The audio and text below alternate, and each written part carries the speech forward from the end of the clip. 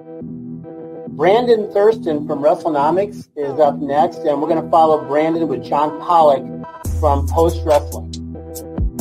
Thank you, and good afternoon, everyone. But we can't ignore the math, okay?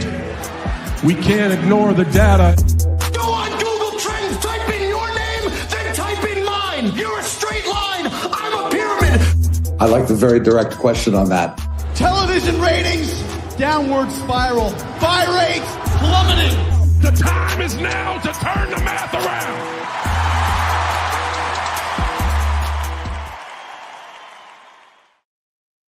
And we are back. It is John Pollock and Brandon Thurston. After 1 week off, we are recharged, reset, and ready to go as we enter the TKO boxing era that we will be discussing in depth on today's show, along with many other topics. Brandon, how are you? I'm good. I heard you were on vacation. I listened to talk this morning on the drive in, and I'm never going on a vacation now, ever. Did I scare after you? Hearing what you went through? Well, the immigration process to get into Mexico through the airport that I went was quite the hassle. It was quite the battle with my sanity, but we came out of it the other way, and here I am, still alive and well, and back in Canada. I don't go on vacations. I don't know when the last time. I don't know if I've ever been on a vacation in my adult life. Yeah, I have no interest. This was my first vacation in over a decade. Yeah. That was non-work related. Why would you want to leave work and not work?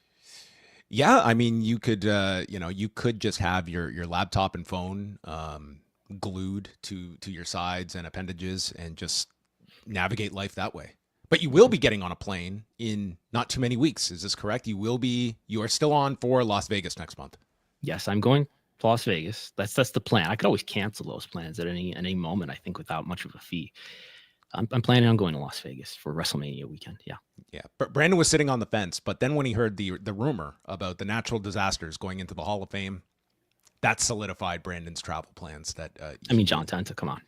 Of course, another great Canadian, and Uncle Fred Ottman, also Yes. members of the natural disasters going into the Hall of Fame. How many Shockmaster references will there be in that Hall of Fame ceremony for them? Whatever the number is, it'll be followed by a painful amount. That will likely be, I imagine, like that's going to be how he enters on the stage. Yeah. It should be really funny for a joke. There's going to be a Stormtrooper helmet that's going to go falling and rolling at some point. It certainly would be within line. I mean, after they got out all of their fun with Medusa coming back with the belt being retrieved from the garbage after all those years, they really do love their sight gags at the Hall of Fame. So you will be going to both nights of WrestleMania, I presume. Is that mainly the shows? Who knows? Who knows? I don't know. I would have to be credentialed by WWE, so we'll see if that happens. Sometimes that is I do recall last year's WrestleMania. It was touch and go if you were actually going to be going with us to WrestleMania or not. Well, there's a process that I've learned. I've learned how to go about that process since then. Okay, well that's great news. I will be spending WrestleMania weekend in this chair. And Brandon, I'll be doing about 5,000 shows. You're welcome to join me on any one of those 5,000 if you so choose. Just chances are if you just log in, should I just drop into the StreamYard room and just? Odds are you don't even need a time. You log in, I'll be here probably talking, and you have an open door policy. Okay, you have the keys to the post wrestling world at all times when you're down in Las Vegas. But we will be talking about that more in the weeks to come. Today, we are going to be joined by reporter John Nash from Hey Not the Face, a guy that has been doing excellent reporting on the MMA industry at large, and somebody that also covers boxing pretty thoroughly, which we will be discussing more with him. The advent of TKO officially putting its name into the boxing mix last week with Turki Alalshikh, Saudi Arabia, and Dana White alongside Nick Khan. What a group to have together to take on the boxing industry. Well, Mark Shapiro says that Dana and Nick are experts in boxing. Nick has some history. You have to remind me who he represented a boxing manager after there was a dispute at a FedEx store. It was Freddie Roach. He also Yes. had involvement with Manny Pacquiao early in his career. Like Yes. Nick Khan is pretty, like his early roots in representation is very much tied to boxing. Coming up in Las Vegas, I mean, that is kind of a natural segue for him in the sports world. So, I mean, Nick Khan is somebody that does have a boxing history, as does Dana White that preceded mixed martial arts. Right. So we will be covering boxing on a week-to-week basis. Moving forward, a whole new industry to tackle, but we will talk about that a little later on. Since we were last here, we had a TKO earnings call. Mark Shapiro took in another edition of Raw this past Monday, getting front row seats at Madison Square Garden. Nice. Yeah, so a great, always great to see Mark Shapiro. And coming out of the TKO earnings, for people that wanted to figure out how much money is TKO making and where is it all coming from, the always color coordinated Brandon Thurston putting together this wonderful, what style of chart is this identified as? This is called a Sankey diagram. I've learned. I love it. And I put some things in here that are estimates and media reports that go beyond just what they reported in their nice table that they publish every quarter. But I mean, it gives you a visual representation of how much revenue is coming in. And in the case of this calendar year, they had some what they would probably call one-time expenses. In the case of the antitrust lawsuit, that's accounting for $375 million of what would have been contributed to profit if not for that. And they have, I think it's a good representation here of just how much the debt servicing, that is probably the interest that they're paying on their debt, is affecting their profitability too. But they had some profitability of $6.4 million. That is net income. But you know, it was a great year for UFC and WWE financially, certainly. Yeah, when you can stomach a $375 million settlement with fighters for one of two antitrust suits and still come out the other end profitability-wise, it's a very strong year for the entire TKO empire. And you still do have another looming antitrust suit that could have a settlement attached to it this year or next. Are they not counting both antitrust lawsuits in that 375? No, that's just the one. That's just the UFC one, and then there's the added $20 million that was on top of. Oh yes, you're talking about MLW. The legal expenses, yes, in the WWE, and then Vince McMahon legal expenses thrown in there. So it was a nice 400+ year when it came to legal expenses. The price of doing business. Yeah, some litigation that they're going through.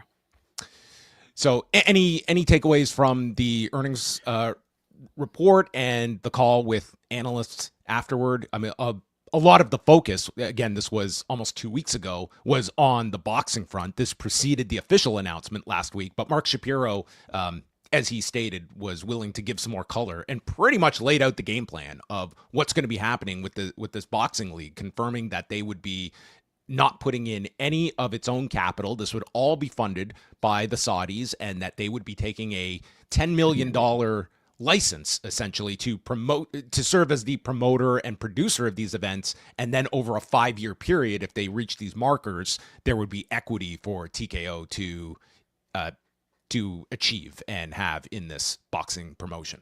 Right. Which is, I think important for investors to hear so that they don't worry that TKO is making this big investment. And there are concerns here about, you know, the interest expense that they're paying and all that. They want to make sure that investors understand this is only going to be contributed to their profitability. I mean, value accretive. Brandon. Yes. The industrial logic is really helping them out. So it sounds like there's going to be 2 events this year that will not actually be a part of whatever this TKO branded boxing league is. That's coming, according to the Associated Press, that's coming in 2026, but they're going to have these, what Mark Shapiro called these sort of one-off events, 2 of them, I think, in 2025.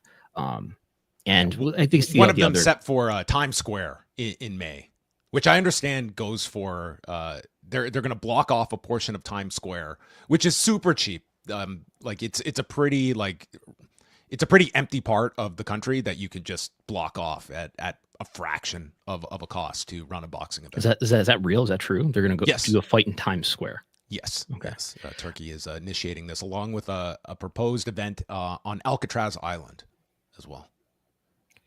You ever been to Alcatraz for boxing? No, I have not. speaking of Saudi Arabia, there's not just going to be 2 Saudi Arabia events for WWE next year with Royal Rumble. Royal Rumble is just an additional event. There will be 3 Saudi Arabia PLEs. Actually, if we're talking about events, there may be Raws and SmackDowns connected to those. But 3 PLEs in Saudi Arabia next year was, I think, maybe the most meaningful new bit of news coming out of the call for WWE, at least.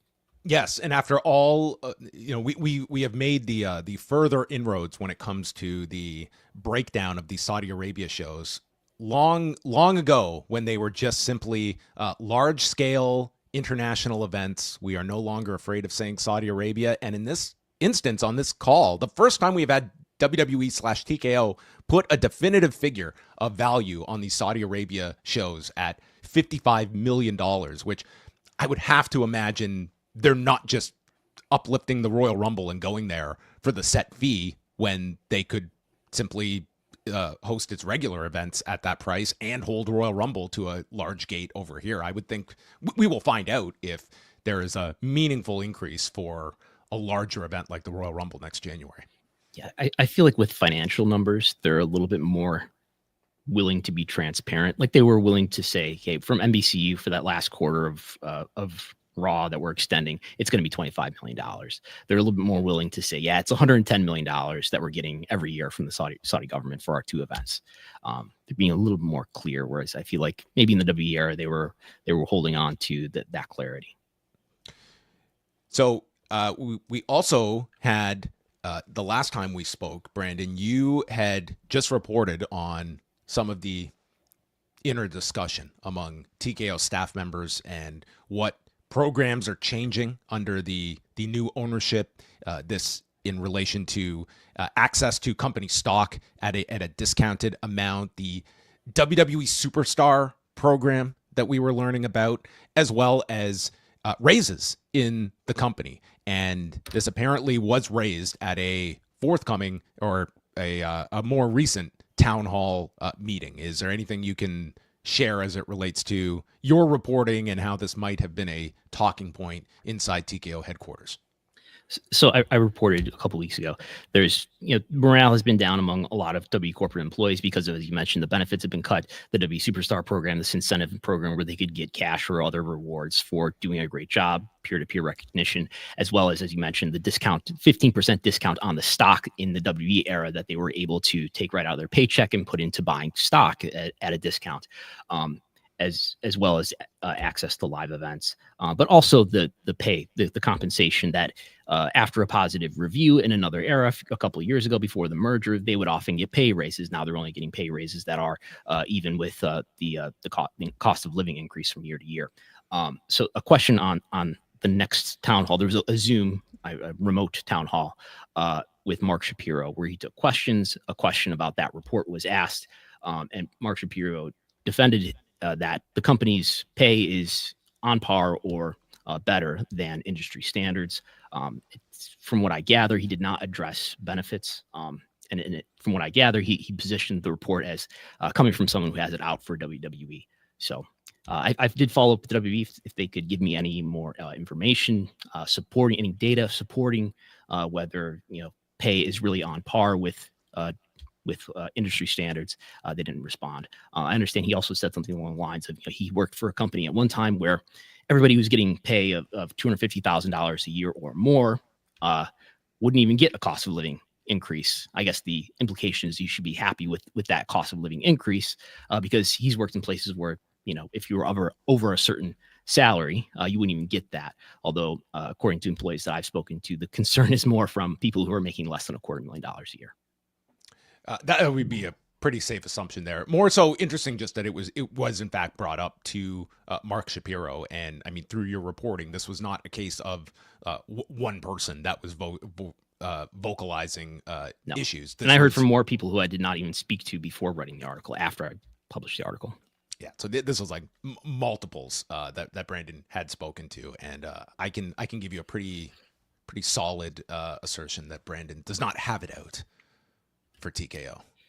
And I would add that the people I've spoken to that have told me about their concerns and the morale that they say has been on the decline because of this I don't feel like these people. I am fully aware that the people who are most irritated about this are going to be the people who talk to me.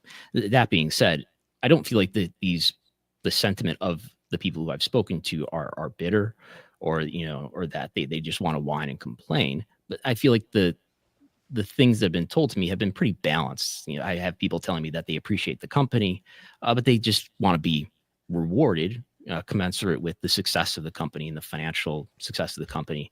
You have WWE making all these announcements about how great their deals are, and you've got TKO spending $2 billion over the next 3 to 4 years on stock buybacks. You've got the dividend just being announced, $75 million per quarter. Every quarter, they're going to pay investors $75 million, but also cutting back on the compensation that they would before the merger. It would be totally normal for them to give people who had excellent performance reviews, to give those people raises. That's not happening. In addition to the benefits, some of the benefits being cut.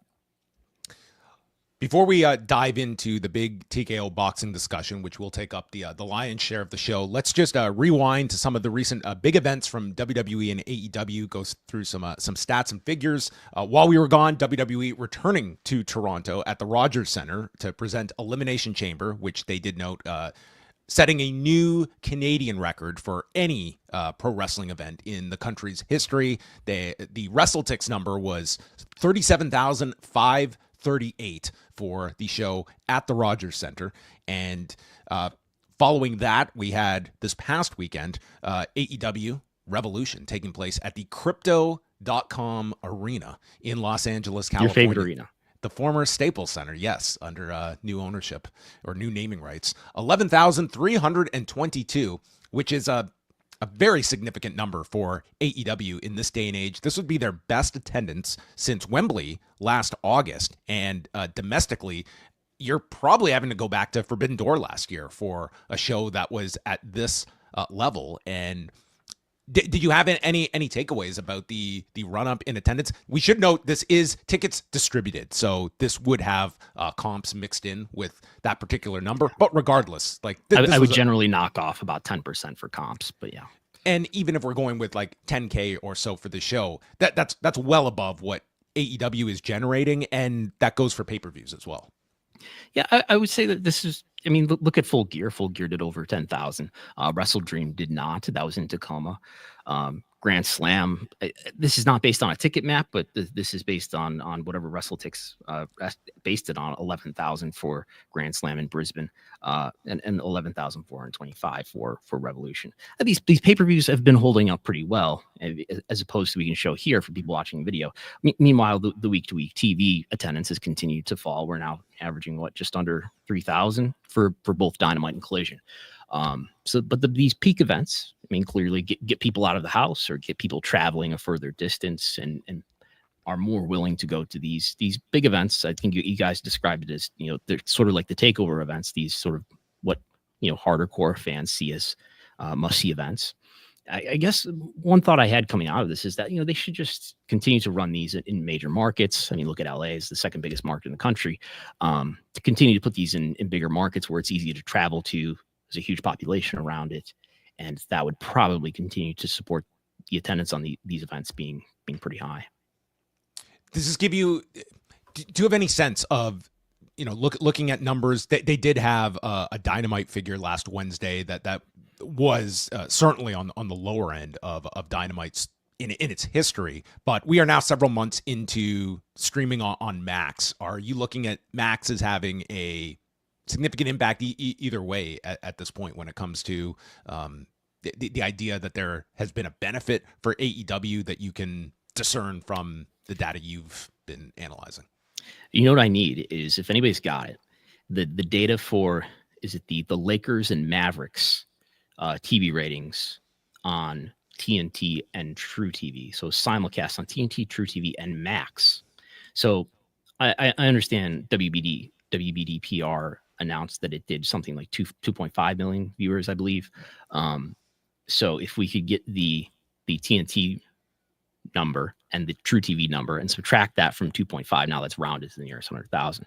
But maybe we get an idea of what the percentage is, some sort of ballpark percentage. I'm skeptical that the Max stream is adding a huge percentage of audience at this point for whether it's NBA or AEW.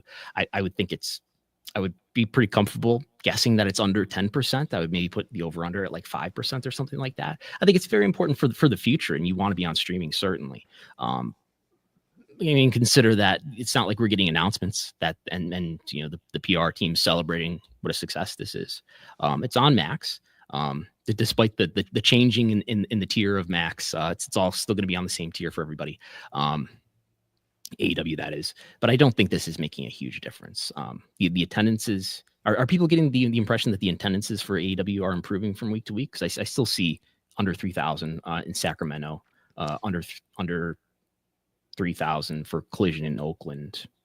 Is that a talking point in the ether? I don't have a season's pass in the ether anymore. I've kind of disengaged, but it would feel as though kind of their AEW is.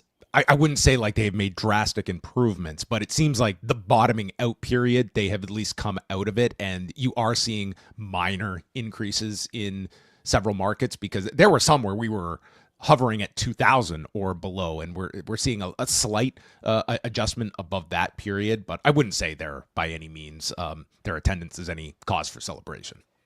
Yeah, I just want to look real quick. What are the most recent numbers we have? 2,800. I'm just going to round. 2,800 for Sacramento. That was Dynamite. 2,900 for Oakland Collision. 3,000, just over 3,000 for Oceanside, California Dynamite.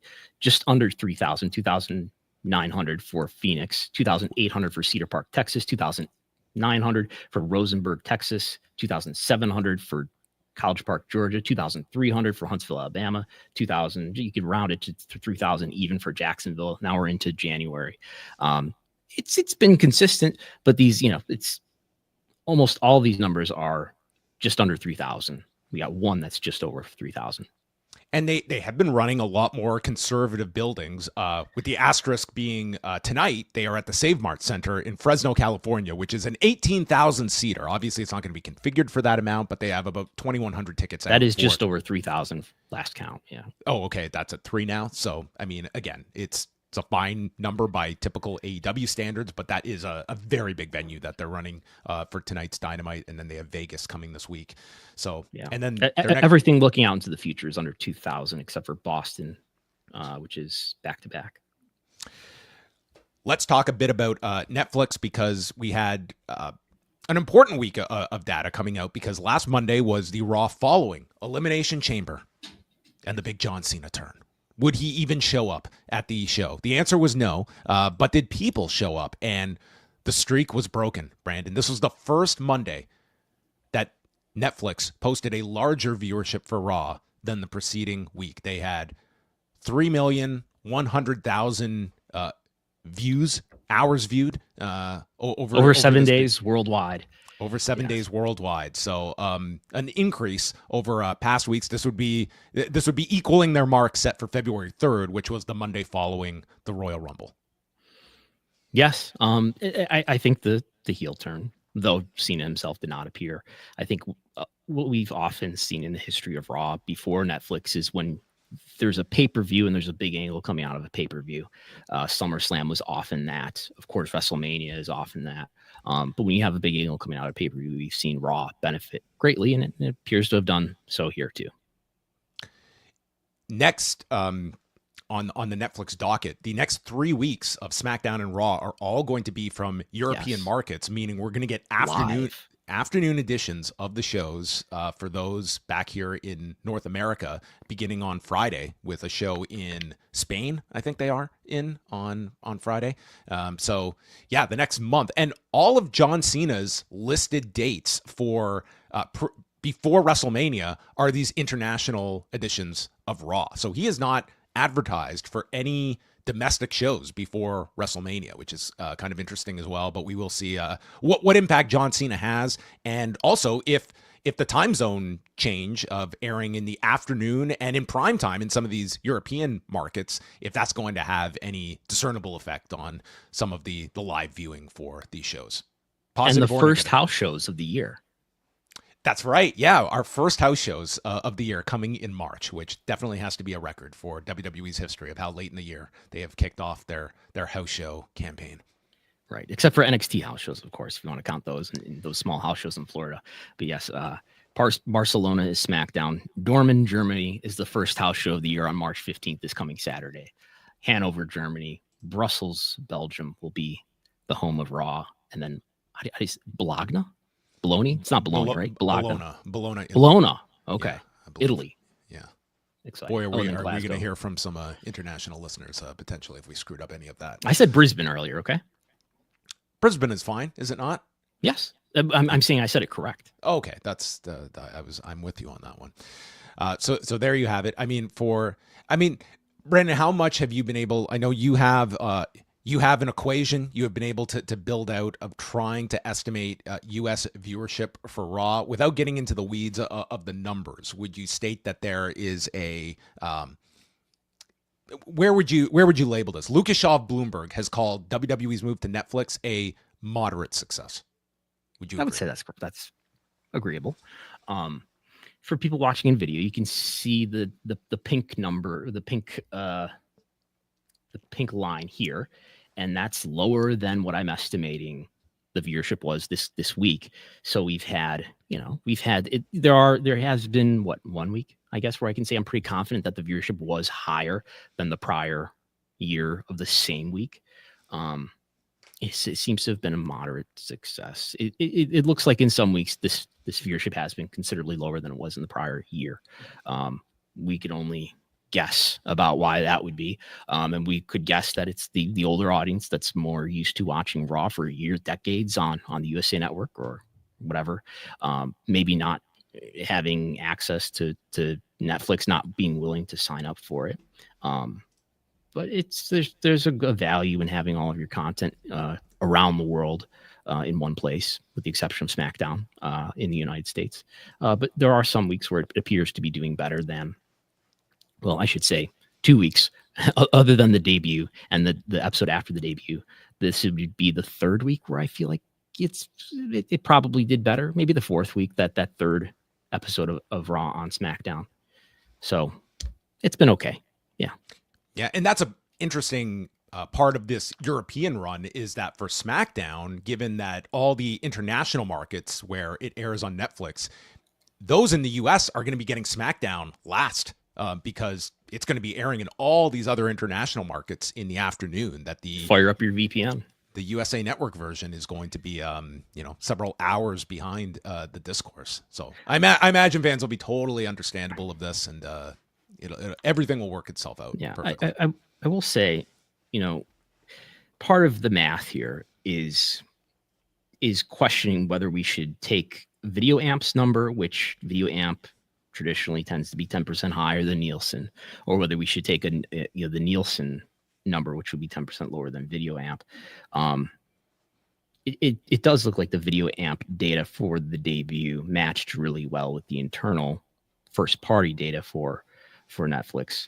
So you could look at the Video Amp data and say, oh, we are doing better, as opposed to what it might be if Nielsen was measuring this, which of course they are not.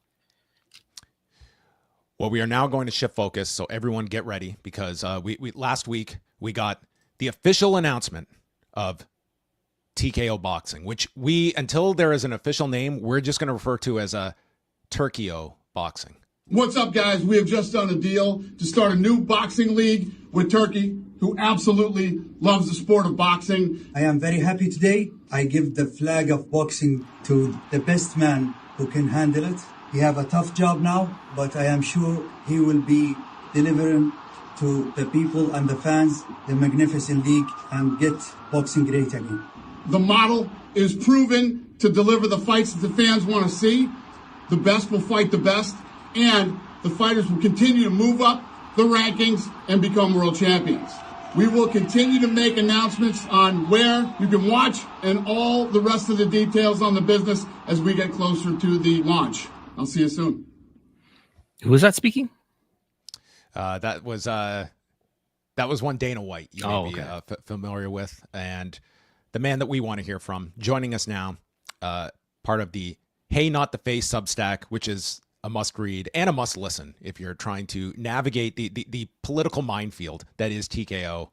John Nash is joining us here on Pollock and Thurston. John, thank you so much for taking some time to chat with us. Thanks for having me on, gentlemen. Not much is going on, so I don't know what we're going to talk about. No, it's pretty quiet. We've just got Dana White and Turki Alalshikh trying to turn the boxing world on its head, and with about a week, it really goes back much further than that about the building blocks of this TKO boxing promotion being put in place. But we got with the official announcement last week. Every boxing promoter under the sun is reacting to this. The boxing industry has many, many questions. What are some of the big questions you have looming when it comes to the execution of this and navigating a world that's much different than the MMA industry that Dana and company cultivated? Well, really, we have nothing but questions still, because if you listen to the PR press release they did and the news cycle they did, all the appearances that Turki and Dana White did, they really didn't say much. They made big bombastic comments, and they did suggest in some ways. Hold on one second. I forgot to mute my phone here. Unprofessional. It might be Turki. Why is it ringing when I already had it? You're a busy man, John. We understand. But I don't know how the technology works when I have it on Do Not Disturb like a professional, and yet it still rings. But anyways, they the point I was getting at is that they said all this stuff, and you can read between the lines that they have big plans. What Turki said, we're gonna crush the promoters, lock them in Alcatraz. That tells us one story. But then Dana White was on being interviewed by Dan Raphael in an excellent interview. The best one that came out last week, because he's the only one that asked real questions, and that they downscaled what their plans are on that show. What Dana White was saying, and so the two extremes are: one is, are they really going to be this big threat, which they easily could if you look at the players involved, to the current landscape of boxing, or is it really a smaller plan for this league? I put in air quotes because even as Dana White said, it's not a league, it's promotion. We just call them a league for whatever reason. Is it a much smaller operation, much less of a risk for everybody else? Because what Dana described was not threatening. Also, I think there's a strong possibility, though, that Dana is underplaying their plans, because why give it away what you're going to do? And Turki, for some reason, cannot stop sharing what all the ideas that they have. So I think in other words, a broad spectrum of possibilities here.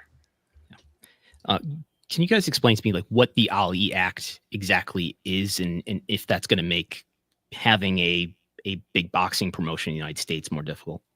Well, if the plan is to monopolize the sport, which a lot of people assume it is, then the Ali Act is a big deal, because one of the purposes of the Ali Act is to prevent monopolization in boxing. That's been a long-term problem. And this is kind of a fascinating thing, and why MMA can be monopolized, because of the connection between pro wrestling. Mm-hmm. People, I'm sure most fans are listening to this are familiar with pro wrestling, but might not know the whole history. Pro wrestling back in the 1920s, boxing, the National Boxing Association, put out the first sanctioning organizations because they were tired of champs ducking each other. The titles were just these ceremonial things. So the state commissions, the New York State Athletic Commission, the National Boxing Association, they put out, they started sanctioning fights to kind of compel the top guys to fight. It's basically false advertising to claim you're a champ and not. So they introduced that.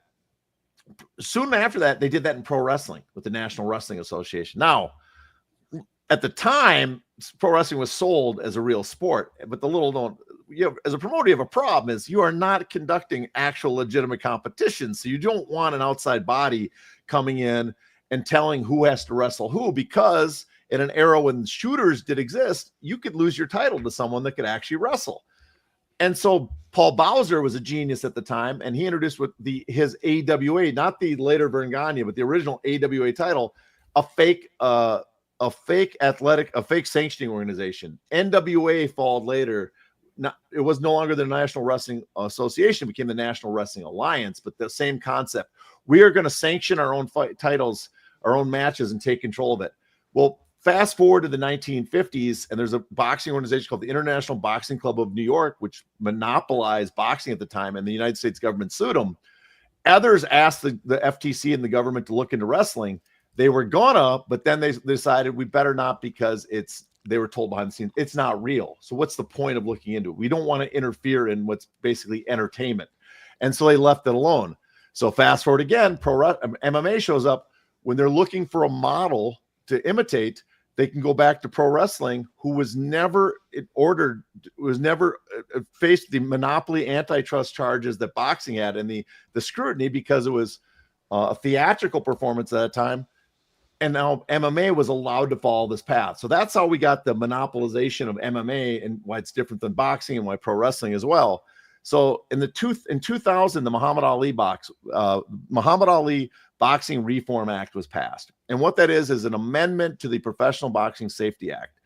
And it's looking at protecting boxers' financial interest, and not just their health interest. And it passed it had all these provisions in it that were supposed to protect boxers. Now, the main ones that apply today is, one is it put a firewall between being a promoter and a manager. You can't be that. Another one is that it required disclosure from the promoter to the boxer of what they're making on their matches. It also said you can't do what's called coercive contracts. You can't demand a boxer, if another promoter or their boxer wants to fight someone that you have under contract, you cannot demand that they sign a long-term contract with you, one over a year in length. And if they're mandatory to a sanctioning organization, you can't demand any future rights to them, which is in MMA, you can see the differences. Like, if you want to fight for the PFL or Bellator or UFC or one belt, we will only let you fight for the championship if you sign a contract with us that's long-term exclusive. That's forbidden in boxing. So you can't amass a roster of boxers who are with you long-term. Yeah. You have because you don't control the titles, because the titles are separate with sanctioning organizations. You cannot demand that they sign with you exclusively to get a chance at that belt. So they can always hover outside and wait till they get declared a mandatory, get a chance to fight for the title. And it prevents concentration, prevents people from monopolizing the sport. Now, the problem with the Ali Act is it's never enforced. It's supposed to be enforced by the Attorney General. The government has never brought a case for it. Who does enforce it occasionally, and a lot of it is not being enforced at all, but occasionally is the right of private action by the boxers. They're allowed to take it to court and point to it and say, this is a violation of the Ali Act. I'm going to sue my promoter, my manager, whatever, for violating it. Much of it has been watered down. Much of it, they found workarounds, but you talk to people in the industry, and there is a couple provisions that have made a big impact. The compensation disclosure, again, the promoters get around it, but managers know more about the finances now than they did what their boxers are making because of that. And the big one is the ban on coercive contracts. That is almost not even practiced in the United States amongst top boxers because they have the finances to go to court. But that's the key to controlling the sport, is getting the top boxers. So they basically, because of the Ali Act, coercive contracts have stopped, which is a big benefit to boxers. But the rest of the intent of the Ali Act was to fix the rankings by the sanctioning organizations, things like that. It kind of failed to do that because there was no teeth to enforce that on the sanctioning organizations. But the coercive contract provision did upheld, and that has greatly prevented anybody from dominating, a portion of boxing like they used to, like Mike Jacobs did, like the International Boxing Club of New York, like Don King, like Bob Arum in the 80s with middleweights.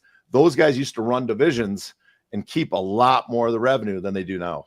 So do you think the thought process is here? I mean, given this is a deal with the Saudi government, maybe just run all these fights in Saudi Arabia and there's no Ali Act. Yeah, that's a possibility. I mean, the one thing is United States is traditionally been by far the biggest market in boxing, by far. And if you want to make money in boxing, you'd want to run events in the United States and rekindle the boxing market in the U.S. As Steven Espinoza said recently, when you lose HBO, Showtime, now ESPN, and then there's Fox as well, you're losing about $300 million a year in license fees.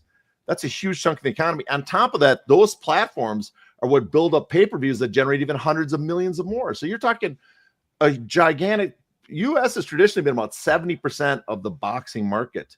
It's only in the last 2 years that has disappeared, that it's no longer the dominant player for multiple reasons. So you'd want to do events in the United States, but yes, the key is with the Ali Act is it might prevent you from completely monopolizing in the United States, but you could get around it. I mean, Dana White's talking about prospects. Well, another thing, the Ali Act only really impacts fighters that fight 10 or 12 round fights, the championship level fights or top contenders. If he does 8-round matches, okay, the Ali Act doesn't really apply. If you build up to a title, then maybe you do it outside the United States. The thing is, the other key would be that the Saudis would be signing the contracts with Saudi venues as the court of law jurisdiction. Because if you signed contracts in the United States to an American promoter, even if you did it overseas, the Ali Act would apply, because you could come back and argue the contract, venues here. But again, yeah, you have Saudis. You could establish your base of operations in Riyadh. The court or venue there is Riyadh. Fight overseas. It's going to be very hard to enforce the Ali Act, because the Ali Act covers all 50 states, District of Columbia, Puerto Rico, and the U.S. Virgin Islands. That's the territory it covers, and that's it. And it does sound like they're keeping that in mind, in that Mark Shapiro has said that they're going to be the promoter and producer for this. It sounds like it's going to be a Saudi company. They're just going to give their services to this company. They're going to be managing the Saudis company. So this is somewhat similar. It might not 100% work, depending on how you challenge it, because in the current Johnson v. Zuffa antitrust case, Endeavor was declared a defendant in the case, and they argued we should not be a defendant because we no longer own the UFC. It's part of TKO. Well, the plaintiffs argued no, they still should, because their executives make up the executives of TKO. They get managerial fees for running TKO. They are the ones that negotiate all the TKO sales and deals. They're the ones that they have hands on. They're the majority owners of TKO. And the judge looked at it and said, yeah, technically it's a different company, but you really are the company running it. And so you have to hand over disclosure to us in this case, because you're really running TKO. Possibly, if people look at the TKO company as the nexus for the Saudis, possibly, I think it'd be hard, but possibly you could take them to court and argue, we really want to sue TKO because in truth, they are the promoter. They're the one running the show. And it would seem, when you look at these various elements at play, you cite the amount of potential television rights that are up for grabs in the U.S. We know Top Rank is out at ESPN. So many of these promoters have hitched their wagon to Saudi Arabia that it really feels as though this, to draw a wrestling comparison of Vince McMahon's national expansion, and we're watching your Vern Gagne's and Bill Watts as these other boxing promoters. Like, when you have TKO that is the muscle, and there's no, cost is not an issue here. Making a profit in year one, none of this is the same restrictions that these other boxing promoters have to ultimately make money, that TKO is not going to be handicapped by. Yeah, I'm glad you named the two wrestling promotions I liked as a kid. And then why I stopped watching wrestling when they got wiped off the map, because it's like the product is not the same. I'm not interested in WWF at the time's cartoon stuff compared to I want to see Nick Bockwinkel. God damn it. Anyways, forget that. Me going down memory lane there. The thing is it is somewhat similar. I mean, again, you have this regulation that's supposed to prevent monopolization, but there's loopholes in it. And one of the loopholes, again, is if the U.S. market's no longer the big market, taking outside the U.S. gives you the power to sign everything over there. You no longer are you concerned. The other thing, the promoters have made it easy. They've been kind of Pied Piper into signing with DAZN. No one watches DAZN in America. American boxing, Eddie Hearn's on talking about how hot boxing is. No, it isn't. Boxing is in a terrible state right now. And partly it's terrible is because of the money offered by DAZN. They've migrated majority of American boxing onto a platform Americans don't watch. So the American audience has suddenly shrunk because they're not having easy access to boxing, the boxing that they're used to build up stars. Top Rank, I thought, did a terrible job with ESPN. Possibility that there's maybe some attempt to interfere with that deal. I mean, there is some questions about the lawsuit that Billy Keane filed against Top Rank. It is kind of convenient. It came out now during when they were trying to renegotiate a deal with them, with ESPN. But the American market the slate has been wiped clean. You have this entity TKO that has basically two monopolist powers that make it up. The UFC is a monopoly in MMA. WWF is close to, maybe not quite as monopolistic as UFC, but in the past they were more so. That dominate their industries. They have monopoly rents. They have staff that knows how to run live events. And then on top of that, you add in the Saudis have an ungodly amount of money, who multiples what would Del and Reed have, the people that tried to help PBC kind of take over the business. and they seem to have no interest in a return on their investment, which is great if you're going to spend money. So you put that together, and then you combine it with the influence and connections that Endeavor have. That's the component I think people kind of miss is, yes, they have tons of money. Yes, they have these two organizations that know how to do this and have the staff, and who can sell it to broadcasters and sponsorship. But you have a connection in Endeavor. They have connections, tentacles throughout the entertainment industry to podcasts and shows and stuff. I mean, look at the way they rolled this out. Nothing but friendly faces the whole time on these big shows on ESPN, who Stephen A. Smith used to be represented by them. And they have deals with ESPN. So they're nothing but good news coming out of them. McCaffrey, who works with the WWE, one of their branches of TKO. He's not going to say anything bad about him. You just go down the line. What's that? Pat McAfee. Oh, Pat McAfee, whatever his name is. The kid punter. He's a goddamn punter. You think I care? He's very popular here in Canada. Is he popular in Canada? Yeah, no, he isn't. I'm sure. No, yeah. That's another tangent. Americans are. I cannot believe how clueless we are about what we're doing to Canada in America. The majority of Americans. But let's not go down that path. I will rant forever on that.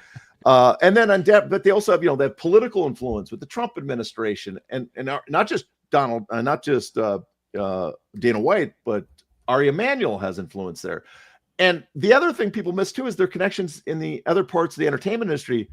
If you're a network and you want to negotiate, let's say a boxing entity to come on, well, do you want to do that when you're negotiating, that you also want UFC, WWE, and the multiple other shows that Endeavor puts together in packages? Do you want do I want to sign these guys, or do I want not have a headache with Ari Emanuel, who has control over 20 of my top programming? That's an immense amount of flow. That is power. And Nick Khan, who has just his DNA runs through ESPN, and I think he's a huge component to this. Whole Nick. equation. I mean, they brag about Dana White as their boxing guy, but the two boxing guys I think they bring to this are Nick Khan, who's very much into boxing with Top Rank, and Lawrence Epstein. He used to be the attorney for Top Rank. Those guys really know boxing. They know the contracts, the way it's organized, the way it's negotiated. I think that's their key. That's the key staff they have right now. So ESPN is currently in its exclusive negotiating window with the UFC. I think most people expect that this window will expire April the 15th, but you have to imagine that this is only sweetening the pot for these negotiations that TKO is out front of. And now here is another aspect to their portfolio when they are speaking with the Netflixes of the world and ESPNs, and this just being you're buying into this TKO package that comes with all these entities underneath it, and the boxing being a key component. I think that is going to work itself into this whole negotiating process. I mean, the other thing I think too is these components they're putting together. The boxing, they don't even have a boxing product yet, and yet they probably, because of their influence, their history, and what they're promising, can probably get a deal out of it. But also, they are the only things that are replacements for each other. I mean, the audiences are not massively interchangeable, right? WWE audiences, I think it's 10%, 20% watch UFC, same percentage watch boxing, and you can go around that. There's an overlap, a slight overlap, but not a massive amount. But they fill the void that programming want. This is a type of content that'll draw a live audience. It's a type of content we can slot into various times. It's a standalone sport that you can put on a night so you don't have to compete for NBA, NFL, Major League Baseball content. So they fill the same need, different audiences. But so if you're a network looking for one, only one place can you go and ask and shop for any of them. You can't put them against each other in competition to lower the price. The people that are setting the price is TKO now that have control over all three.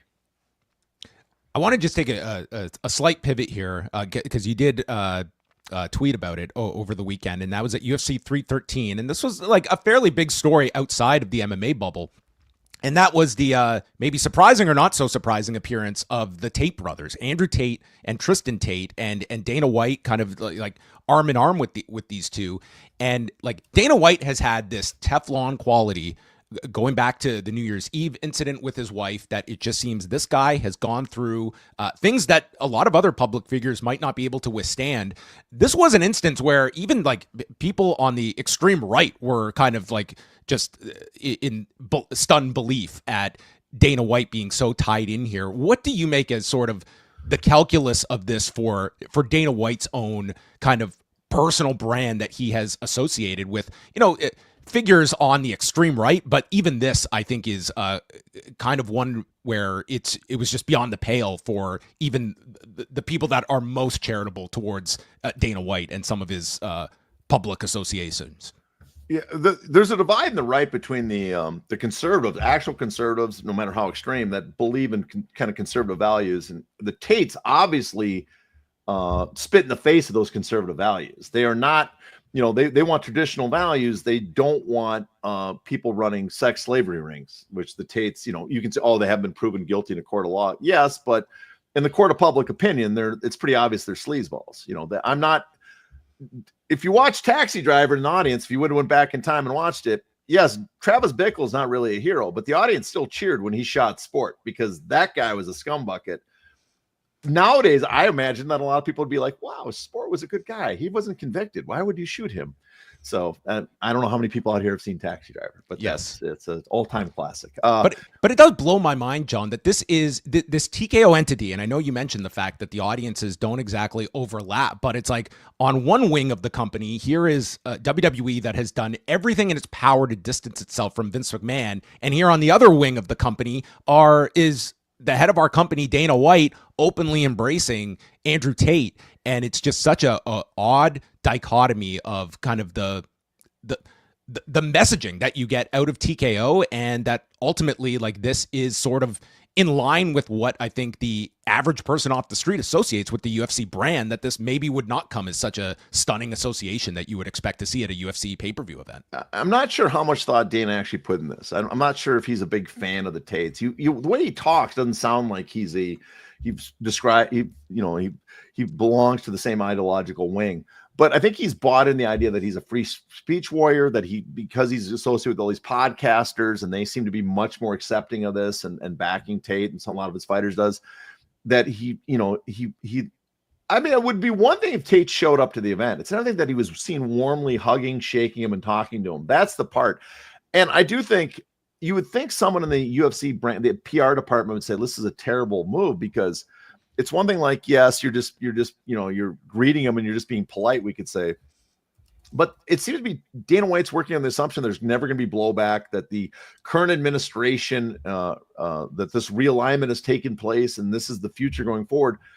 I don't know if he's checking the polls. The administration's getting less and less popular. If the Democrats come sweeping back into power, UFC has basically been non-existent to them. They don't care about. Why would you put a target on your back to be viewed not just as the guy often credited as helping Trump win election, but now being seen as buddying up to what most people, and especially liberals and Democrats, find repulsive?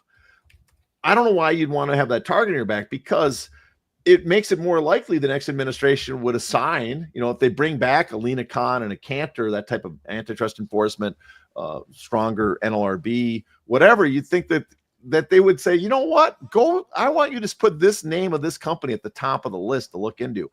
Generally it's unlikely because the UFC has a lower profile than other companies, but I would think that would shoot them up to the very top of the possible companies to be looked at because of that kind of behavior. So yeah, I get it at all, in other words. And just to state what the facts are, that the Andrew Tate has been, is his brother too. Andrew Tate at least has been arrested and charged with sex trafficking, with sexual assault. He's not been convicted, and there's been charges in the UK, and he's under investigation as well since coming to the United States. He's under investigation in Florida. Yeah, but both are facing criminal charges for human trafficking. I'm just going to say people say they haven't been convicted, but they are facing charges in Romania. They're now under investigation in the UK and Florida. Yes, they haven't been convicted, but they're on tape describing actions that match what they've been charged with. And you can say, well, that's just people talking on video. Yes, but that's, you are what you say you are sometimes. And they're also on video beating people. And you can say, oh, it's consensual. Yes, I don't care how consensual it is when the person on video has been confirmed to be like 15 years old. So you put that together, maybe even if he doesn't get convicted, the guy is scum. And I think it's safe to say that I'm not crossing the line by saying these guys are scum. I don't think you are crossing any lines, John.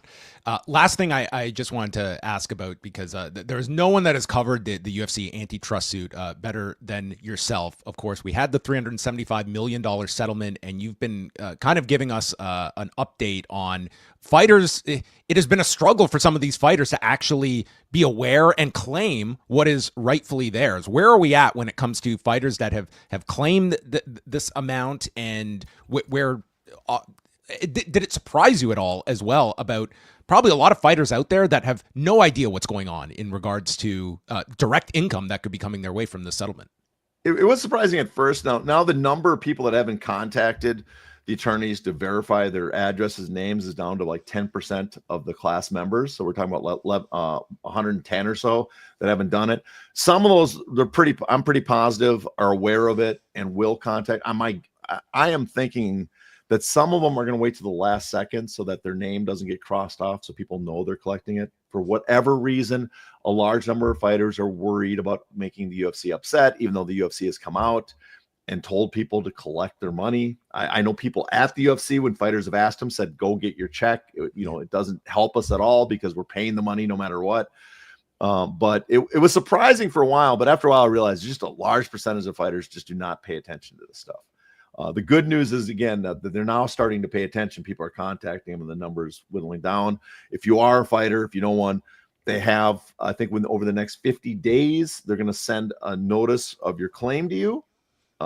So you want to verify your address, go to the UFC fighter, UFCclassaction.com. They have a button. You can fill out your information so they make sure they can contact you. They will send your claim form. And then after that 50 days, by mid-June, you have to send your executed, in other words, signed claim back in. Otherwise, you forfeit your claim and the money gets divided amongst the other fighters. And what is the rough amount that someone like a Brock Lesnar stands to make out of this? I mean, I don't think he's the number one, but he would be in that top 1%. Yeah, the number one's Anderson Silva by our calculations, over 10 million. Brock Lesnar made, what did he make? He made 2 fights during that period, made $11 million. We know that. I mean, we know exact amount he made. I think his amount would be about $3.5 million, I think, is his share, which is a sizable amount for a guy that, that'd be his retirement fund. That'd be a retirement for a guy that might not be working much in the future.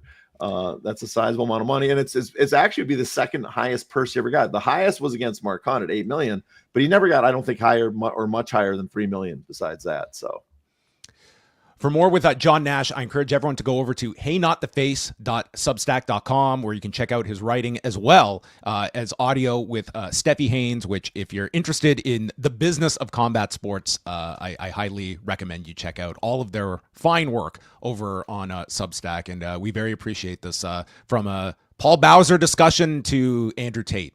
John Nash covering it all with us. Appreciate it. Thanks for having me on, guys. Thanks, John. That was John Nash, everybody, joining us. And yes, a cool $3.5 million for Brock Lesnar to just check a box and say, yes, here's my direct deposit information. Further reason why he's probably not hanging by his phone waiting for a phone call of where it is to come.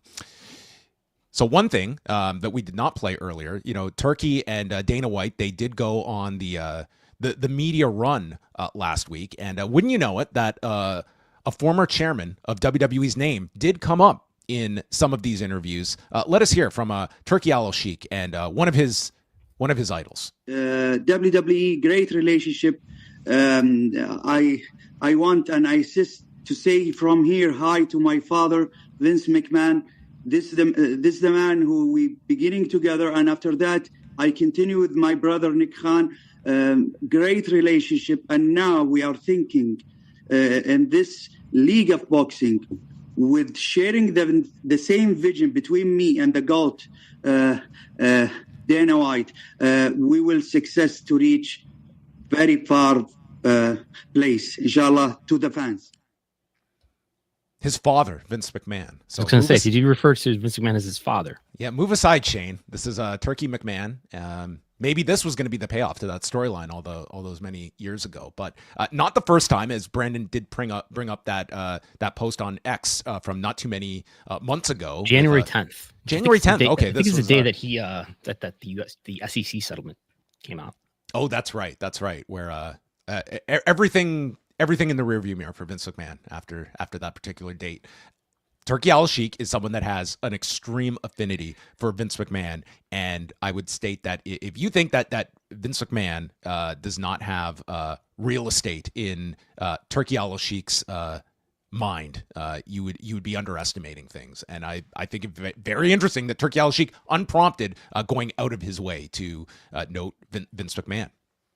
Yeah, it's always interesting to see these characters who, I think Pat McAfee is one to an extent, who can say certain things that are taboo for people in WWE to say.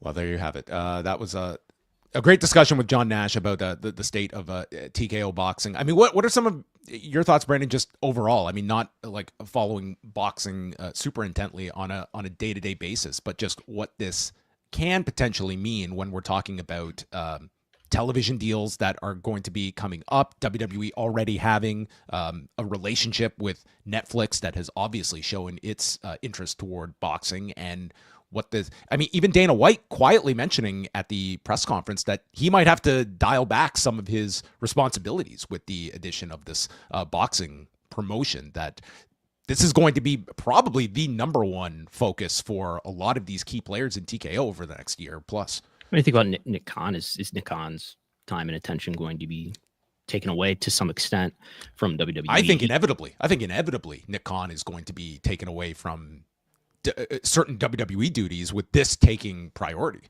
I believe his employment contract is good through the end of 2026. So that's almost 2 years from now. It raises questions to mind of who, if Nick Khan were to not be a part of WWE in the future, if he, spends more time in boxing, or if he were to go, take an opportunity somewhere else, like who would be next in line there? And I think that's not Paul Levesque. I think Paul Levesque is the booker and the creative mind, and the Undertaker, the chief content officer.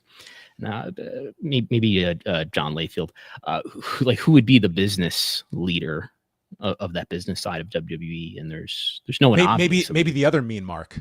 Maybe Mark Shapiro is enough, and he's certainly the public face of the company at this point. All right. Well, that's going to bring an end to this show. Brandon, what do you have going on over at WrestleNomics? I mean, not only we went over the TKO revenue, also doing a graph on your estimated revenue projections for AEW over the past year, as well as my new screensaver, the top 10,000 shows of 2024. Yes, I've done this every year since 2020, I think. Trying to estimate based on data that we have from WrestleTix, based on what we know of their TV deals, etc. Just a revenue estimate. I doubt that they're profitable. AEW, that I believe is behind the paywall for subscribers only. But your new screensaver for people watching videos right here, we can go through. Actually, do you want to go through the top 10,000 one by one right now? Yeah. Outside of whatever followed the Super Bowl last year, here's your top programming: football, college football, NBA. There's the World Series is there. We have one of the telecasts of the presidential debate is up there. The top UFC telecast was this pay-per-view prelim from last year, April. This was UFC 300 prelims. Yes. Pereira versus Hill. Does that sound like a big one? Yeah. UFC 300 was a very big show for them back in April. And the top telecast all year last year was for WWE was post WrestleMania Raw. So it gives you an idea, and this is free for everybody. It gives you an idea of where UFC and WWE and if you keep scrolling, AEW, where they stack in the vast swath of the top 10,000 telecasts throughout 2024. And there's no streaming caveats to state here in this case. Yeah, it does give you the argument of a WWE tonnage when you're looking at all of these logos and where WWE and UFC pop up with AEW as well. Yes. I don't think you even got the A&E telecasts in here. That's right. TNA did not crack the top 10,000 for the year, did they? No, they did not. No. Well, that's Access TV, unfortunately, not cracking the top 10,000, but maybe it was in the top 20,000 if we get an expanded view. All right, you can check out all of that over at patreon.com/WrestleNomics. On Post Wrestling, not only will I be back tonight with Wei Ting after Dynamite, but also up early for members at postwrestlingcafe.com. I chatted with Scott D'Amore today for about a half hour. That interview is up for members, and we'll be putting it out for everybody on Thursday, chatting this weekend shows in Windsor, talking about how he navigated a no-compete clause to run his shows last October, a week before TNA was right across the border in Detroit the following week, and using TNA talent. We talked about Tessa Blanchard coming back to TNA and his exit from the company last year. Did you discuss tariffs? The Canadian-U.S. tension and political wrangling did come up as well. Yeah, we even touched upon new Prime Minister Mark Carney. We have a Carney for Prime Minister, Brandon. Yes, I've heard. Yes. Trying to catch up with you guys. All right. That's going to wrap things up, and we will be back, as always, next Wednesday, 1 p.m. Eastern Time. Again, a big thank you to John Nash for joining us, and all of you as well, as we are back. And we will never take a week off ever again. Goodbye.